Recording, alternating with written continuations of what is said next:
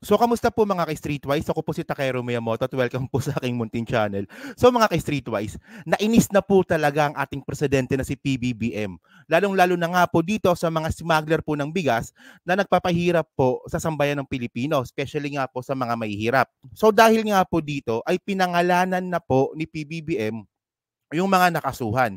Kasi kung maalala po natin mga kababayan, di ba, nung nakarang araw is sinabi na po ng ating gobyerno na meron silang kinasuhan. Pero wala pong pinangalanan. Pero this time po mga kababayan, pinangalanan na po ni PBBM para po ito po ay magsisilbing warning dun po sa mga tarantadong kartel at saka mga smuggler po ng bigas. So mga ka-Streetwise, ikwento ko na lang po sa inyo para makuha po natin yung narrative po ng content po na to. Kasi po kahapon, ito, tinigil na po ni PBBM yung price cap. Yan.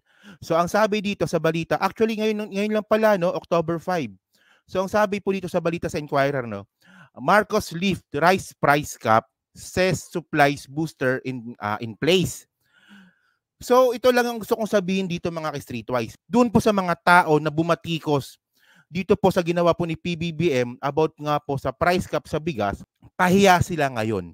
Kasi napatunayan po natin sa mga developments at ngayong araw din po na epektibo at saka successful po yung ginawang price cap po ni PBBM. So i-analyze po natin yan mga kababayan, no? Kasi yung isipin po kasi ng ibang mga kababayan nating Pilipino na porket wala ng price cap is yung presyo po ng bigas ay tataas ulit. Actually, hindi po yun ang nangyari. Kasi po, nag-stable po yung presyo ng bigas ngayon. Meron pa rin po tayong mabibili na 45 pesos na well-milled rice sa mga palengke. At syempre mga Streetwise, meron po akong papapanood na video sa inyo. Ito po ay galing po sa GMA News. Mga kapuso, kahit tinanggal ng Pangulo yung price cap sa bigas ay merong mabibili pa rin po na 45 pesos sa tindahang ito dito sa Blumentritt Market sa Maynila. Paliwanag sa atin na nagtitinda rito ay bumaba ng 2 hanggang 3 piso kada kilo yung presyo ng bigas simula pa nung kalagitnaan ng Setyembre. Kaya kaya nilang ibenta sa ganyang presyo. Ang reaksyon dyan ng mga negosyante maging ng mga suki nila na araw-araw bumibili ng bigas dito sa pwestong ito, mamaya po sa unang balita. Ako po si James Agustin para sa GMA Integrated News. Di ba?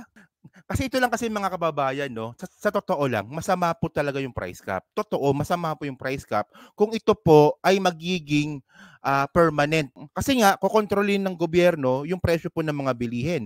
So, hindi po talaga maganda yon kung ito po ay gagawing permanente or patatagalin pa. Ang pagkakaalam ko nga po mga ka-Streetwise, wala pa pong isang buwan is tinapos na po kagad ni PBBM yung price cap. So ang implikasyon po kasi nito, dahil po sa price cap nga po na ginawa na yan is nagkaroon po ngayon ng matibay na konklusyon ng ating gobyerno na meron po talagang gumagawa po ng kartel.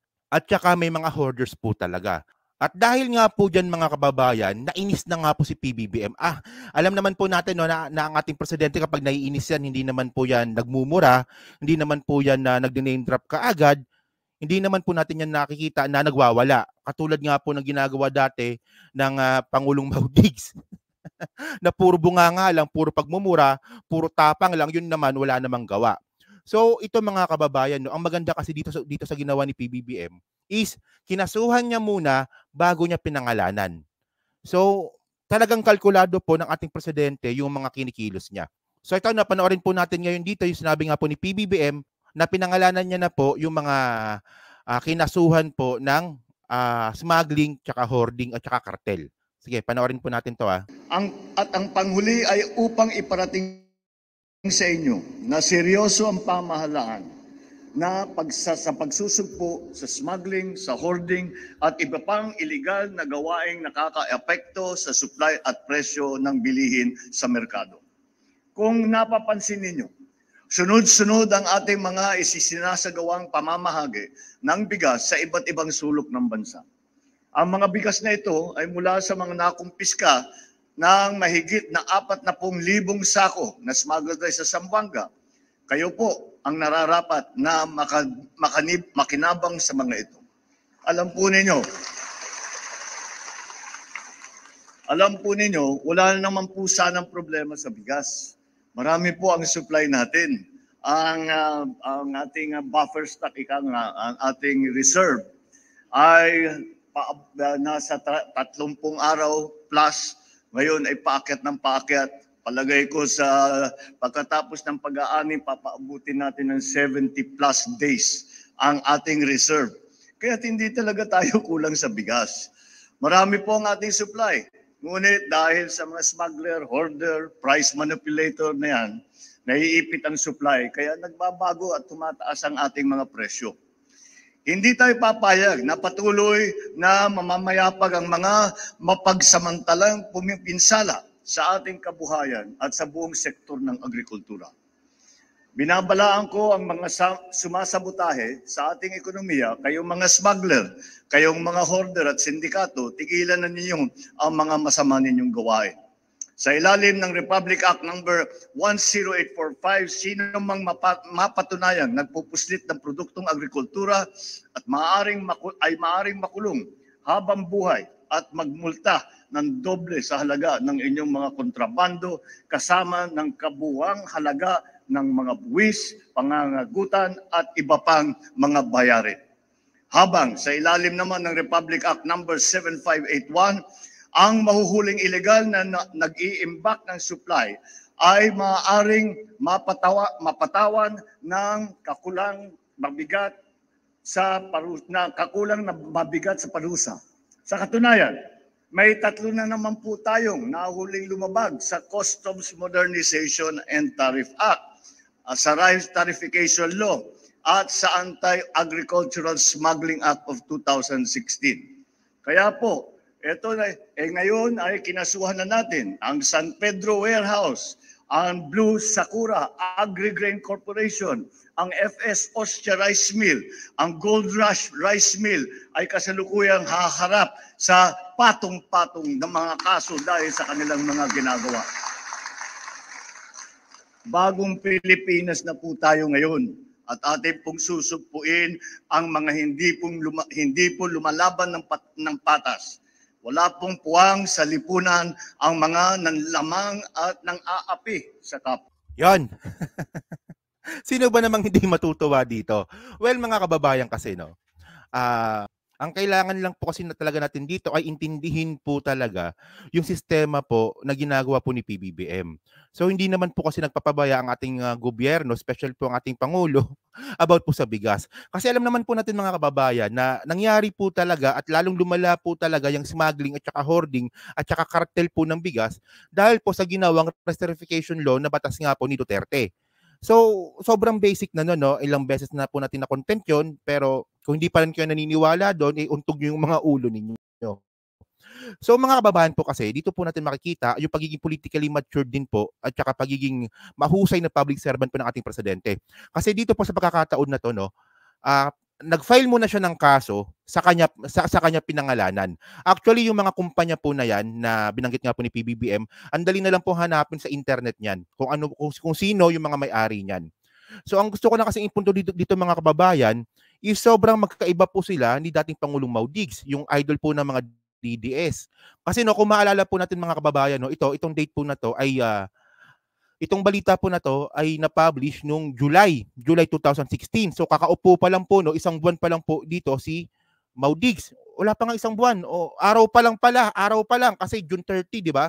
June 30 nagsisimula po yung bagong presidente. So wala pang isang linggo, nagkalat kaagad si Duterte dito. Kasi base nga po sa mga pangyayari po na to, ito yung gusto kong i-pinpoint dito na sobrang magkaiba po talaga yung style nga po ni PBBM at saka ni Duterte, ni Mau Diggs. Nakitang-kita naman po natin dito na mas mahusay po talaga si PBBM kasi ito no, Duterte named 5 police generals alleged linked to illegal drugs.